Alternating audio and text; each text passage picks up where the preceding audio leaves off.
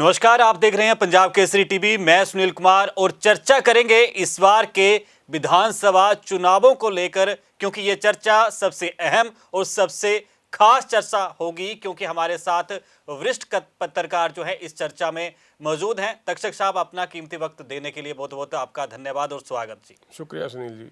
तो तक्षक साहब, आप सालों से हिमाचल ही नहीं देश की राजनीति से वाकिफ हैं, तो इस बार की धौलाधार की पहाड़ियों में जो अब चुनाव होने वाले हैं 12 नवंबर को, इस बार इन चुनावों में क्या कुछ नया आप देखते हैं?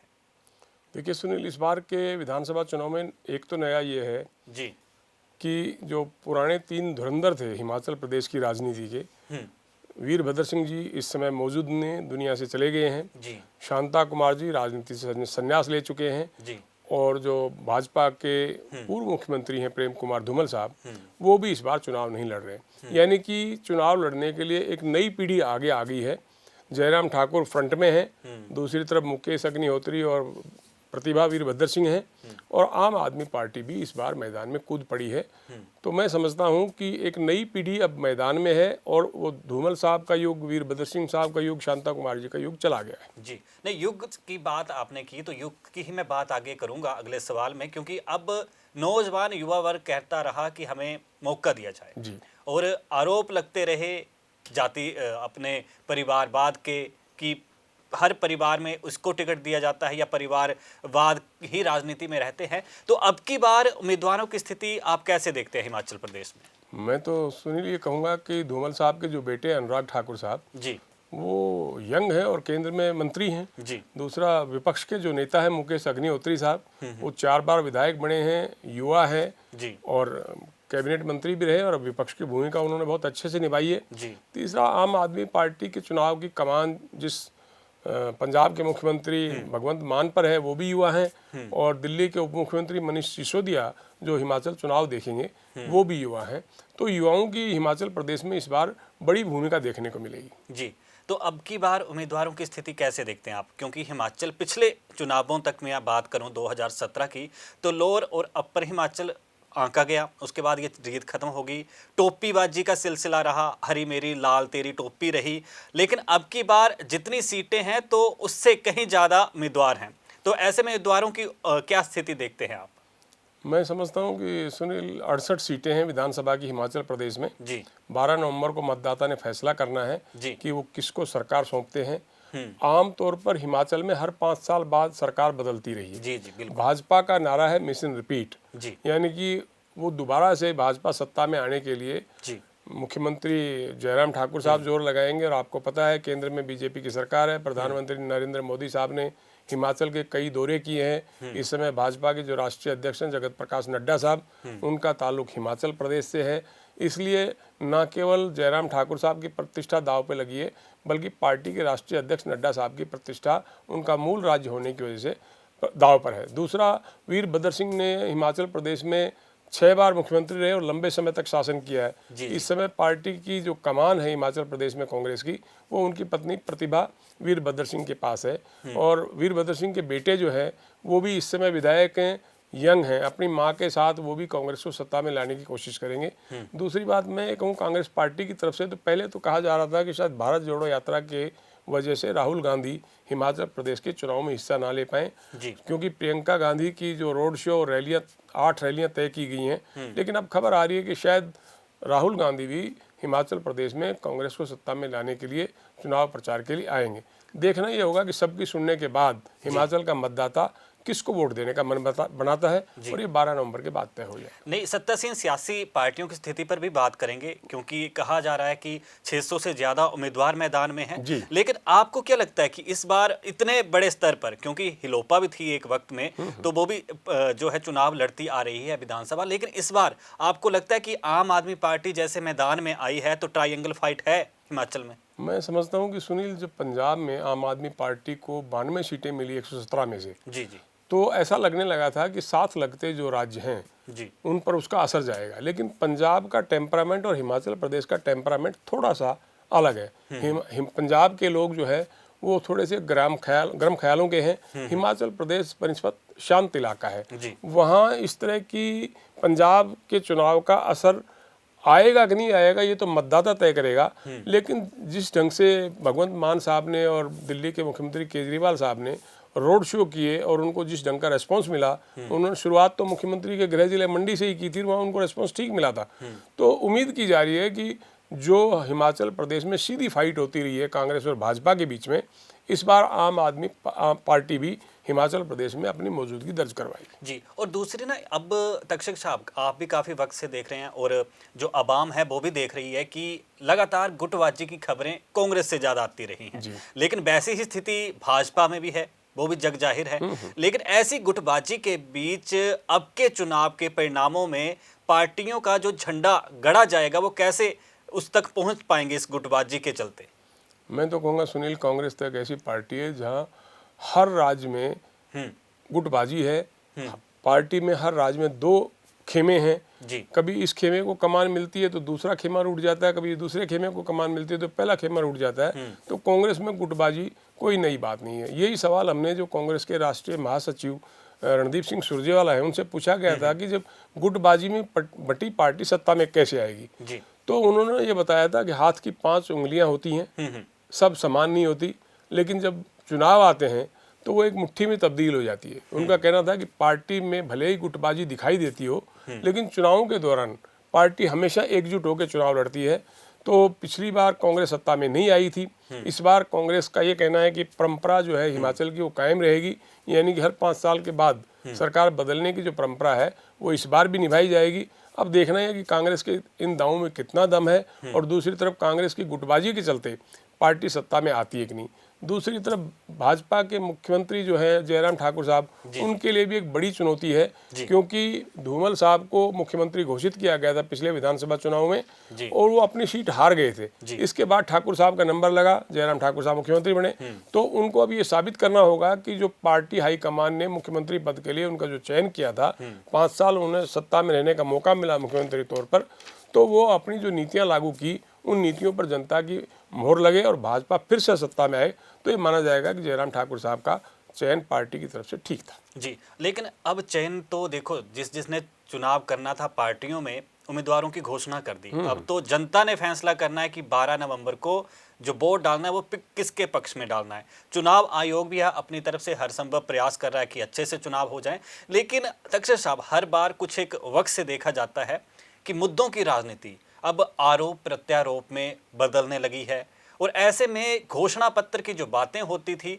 तो घोषणा पत्र अब चर्चा में ही नहीं है कि किसका कैसा होगा, क्या उस घोषणा पत्र में है, ऐसा क्यों हो रहा है? मैं समझता हूँ सुनील, घोषणा पत्र तो सभी पार्टियां जारी करेंगी। उस घोषणा पत्र को कोई पार्टी संकल्प पत्र भी कह सकती है। मैं समझता हूँ कि कांग्रेस का घोषणा पत्र लगभग तैयार है। पार्टी की तरफ से कहा जा रहा है कि हाईकमान के पास गया हुआ है, हाईकमान उस पर एक बार मोहर लग जाए तो विधानसभा चुनाव में वो घोषणा पत्र जारी कर दिया जाएगा। भाजपा शायद हो सकता है ये देख रही हो कि कांग्रेस क्या घोषणा पत्र जारी करती है, उसके हिसाब से वो उसमें कुछ फेरबदल करके और लोगों को अपनी तरफ लुभाने के लिए उसमें कुछ नए वादे इरादे जोड़े जा सकते हैं। तो आम आदमी पार्टी का घोषणा पत्र तो आपके सामने ही है। वो स्कूल और शिक्षा के मॉडल पर चुनाव दिल्ली में लड़ती रही है, पंजाब में लड़ा और हिमाचल में भी इन्हीं मुद्दों पर वो चुनाव लड़ेगी। जी, तो सबसे अहम मुद्दे क्या रहेंगे इस बार के चुनावों में, आपको कौन से नजर आते हैं? मैं समझता हूँ सबसे बड़ा मुद्दा तो सुनील जो है बेरोजगारी का है। जी, क्योंकि हिमाचल प्रदेश पहाड़ी स्टेट है और ज़्यादातर लोग सेना में हैं वहाँ हिमाचल प्रदेश के लोग, और रोजगार पर ही, सरकारी नौकरी ही वहाँ प्राथमिकता है। ऐसे में बेरोजगारी पिछले 5 साल के दौरान लगातार बढ़ी है। तो एक बड़ा मुद्दा है कि यूथ को भाजपा सरकार कितना राजी कर पाई और वो वोट में कितना तब्दील हो पाती है। दूसरी बात है कि नशा भी एक हिमाचल प्रदेश की एक बड़ी समस्या हो गया है, क्योंकि साथ लगते पंजाब नशे की गिरफ्त में है और धीरे धीरे नशे ने हिमाचल प्रदेश में भी पांव पसारे हैं और हरियाणा में बड़े तेजी से पांव पसारे। विधानसभा में नशा, हरियाणा की विधानसभा में एक बड़ा मुद्दा रहा है, तो हिमाचल प्रदेश में भी बढ़ता नशा जो है एक बड़ा मुद्दा होगा। कांग्रेस मौजूदा सरकार के खिलाफ उसको जोर शोर से उठाएगी और भुनाने की कोशिश करेगी। लेकिन इसी बीच अगर विकास की बात की जाए, क्योंकि विकास को लेकर हर कोई पार्टी जो सत्ता पक्ष होता है उस पर सवाल उठाती है, चाहे जो भी विपक्ष हो। तो ऐसे में ये विकास जो है ये सिर्फ चुनावों के वक्त ही याद आता है या धरातल पे दिखता भी है? क्योंकि भाजपा अब की बार हिमाचल में कह रही है कि उन्होंने हाईवे बनवाए हैं और भी बहुत से काम किए हैं, लेकिन दूसरी तरफ कांग्रेस जो कहती है वो कहती है कि उन्होंने सिर्फ और सिर्फ कर्जा लिया और घोटाले किए हैं। तो ये आरोप प्रत्यारोप तक ही सीमित रह गए चुनाव। मैं तो समझता हूँ विपक्ष की जो भूमिका है सुनील, वो सरकार की तारीफ की तो नहीं हो सकती।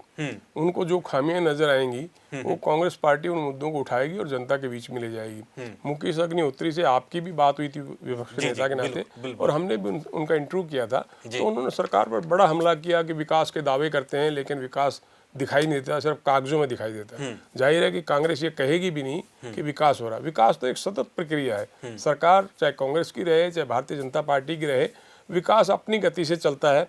और कर्ज लगातार सभी राज्यों पर कर्ज का बोझ बढ़ रहा है। उसके सवाल के जवाब में सरकारों की तरफ से एक ही बात कही जाती है कि जो हमने कर्ज लिया वो सीमा रेखा से बाहर नहीं है, हमें विकास करना है तो कर्ज लेना पड़ेगा। ये बात विपक्ष को इसलिए हजम नहीं होती कि उनको सरकार पर हमला करना है, इसलिए वो कहते हैं कि प्रदेश को, एक छोटे से प्रदेश को भाजपा सरकार ने कर्ज में डुबो दिया है। भाजपा कहती है, मुख्यमंत्री कहते हैं कि हम एक सीमा रेखा से बाहर जाके कर्ज नहीं ले रहे, वो एक सीमा रेखा के भीतर और विकास के लिए कर्ज जरूरी है। तो ये आरोप प्रत्यारोप का तो सुनील दौर चलता रहा है और चलता रहेगा। जी। और दूसरी तरफ अगर मैं बात करूं पंजाब की, क्योंकि पंजाब में आपने जैसे जिक्र किया कि 92 विधानसभा सीटें हासिल की हैं और सरकार बनाई है आम आदमी पार्टी ने पंजाब में, तो उसका असर क्या जो हिमाचल के चुनावों में आपको देखने को मिलेगा? देखो, मैं कहता हूँ आपको, जो हिमाचल प्रदेश पंजाब में आम आदमी पार्टी की सरकार बनने के बाद जगह जगह खालिस्तानी नारे लिखे गए और सरकार ने उन लोगों की पड़ताल की, गिरफ्तार भी की। लेकिन पंजाब के साथ लगते हिमाचल प्रदेश में विधानसभा परिसर के बाहर आपने देखे होंगे कुछ उग्रवादी नारे लिखे गए थे, खालिस्तान के समर्थन में नारे लिखे गए। बाद में उनको काली शाही से पोत दिया गया, गिरफ्तारियां भी हुई। लेकिन हिमाचल प्रदेश एक शांत स्टेट है, देवी देवताओं की भूमि है। वो लोग इन चीज़ों को पसंद नहीं करते। यानी कि आतंकवाद अगर पंजाब से खिसक के हिमाचल की तरफ आएगा तो हिमाचल के लोगों को ये पसंद नहीं आएगा। दोनों स्टेटों का मिजाज अलग है। मैं समझता हूँ कि पंजाब का असर हिमाचल में उस तरह से नहीं आएगा जैसे पंजाब में हमें पिछले चुनाव में दिखाई दिया था। और कांग्रेस, अकाली दल, परंपरागत जो बड़ी पार्टियां थी, भाजपा, उनको मात देके आम आदमी पार्टी ने 92 सीटें लेके सबको चौंकाया था। हिमाचल में फिलहाल जो चुनाव दिखाई दे रहा है वो भाजपा और कांग्रेस के बीच में ही है। लेकिन इसमें कोई शक नहीं है कि आम आदमी पार्टी इस बार हिमाचल में अपनी उपस्थिति ठीक से दर्ज करवा सकती है। जी। अच्छा तक्षक साहब, एक अंतिम और अहम सवाल लूँगा। ये सवाल अहम इसलिए है क्योंकि एक वक्त पर हरियाणा की राजनीति में सियासी संज्ञा दी गई थी आया राम गया राम की राजनीति पर। तो उसी संबंध में पूछना चाहूँगा कि वर्तमान में सियासी परिस्थितियाँ जो भौगोलिक तौर पर बनती नज़र आ रही हैं, दल बदलुओं की स्थिति को आप कैसे देखते हैं? क्योंकि जिनको टिकट नहीं मिली, अधिकांश ऐसे भी जो प्रत्याशी हैं जो आज़ाद तौर पर लड़ रहे हैं। तो ऐसे में क्या आपको लगता है कि जो बड़ी पार्टियां हैं उनके वोट बैंक पर भी असर पड़ेगा? मैं समझता हूँ सुनील, इस समय 68 सीटों के लिए 600 से ज़्यादा उम्मीदवार मैदान में हैं। 631 लोगों ने नामांकन पत्र भरे थे। कुछ नामांकन पत्र रद्द हुए, कुछ वापस लिए जा रहे हैं। तो भी 600 के आसपास उम्मीदवार मैदान में रहेंगे 68 सीटों के लिए। और इनमें 100 से ज़्यादा जो है आज़ाद उम्मीदवार हैं। उन आज़ाद उम्मीदवारों में कांग्रेस और भाजपा के बागी उम्मीदवार भी शामिल हैं, जिनको राजनीति में कोई भी अगर मैदान में आता है या राजनीति में शामिल होता है तो उसकी ये इच्छा होती है कि मुझे टिकट मिले, मैं विधायक बनूं, मैं मंत्री बनूं। कई साल पार्टी में आप टिकट के दावेदार होते हैं, लेकिन पार्टी टिकट किसी और को देती है। वो विनिंग पोजीशन में कौन है, पार्टी को सबसे पहले ये देखना होता है कि हम जिसको टिकट दे रहे हैं वो चुनाव जीतेगा या नहीं। और एक सीट पर 3-3, 4-4 दावेदार होते हैं, टिकट तो किसी एक को मिलनी है। तो जिसको टिकट नहीं मिलेगी, अगर उसको दूसरी पार्टी में टिकट मिलने का चांस मिलता है तो दल बदल जरूर करेगा, क्योंकि राजनीति में नैतिकता जो है वो नहीं चलती। हर आदमी विधानसभा में पहुंचने की जद्दोजहद में है। तो ऐसे में दल बदल दूसरे राज्यों में भी होता है, उसी तरह हिमाचल में भी इस बार देखने को मिल रहा है। क्योंकि भाजपा सत्ता में है और भाजपा में टिकट के दावेदार इस समय ज़्यादा हैं, तो दल बदल की जो स्थिति है या बागी उम्मीदवार के तौर पर मैदान में खड़े होने की स्थिति है वो भाजपा में भी है और कांग्रेस में भी है। जी चलो, तक्षक साहब हमारे साथ कुछ अहम सवालों का जवाब देने के लिए बहुत बहुत धन्यवाद जी। शुक्रिया सुनील जी। तो जिस तरीके से अब हिमाचल में विधानसभा चुनावों के जो इस वक्त के रुझान आ रहे हैं, सियासी मौसम काफ़ी गर्म है इन सर्द हवाओं के बीच, लेकिन देखने वाली बात होगी कि धौलाधार की पहाड़ियों में नवंबर 12 को होने वाले चुनावों के परिणाम नए साल के आगमन पर कौन सी सरकार लेकर सत्ता में आते हैं। फिलहाल इस खास चर्चा में इतना ही, मुझे दीजिए इजाज़त। धन्यवाद।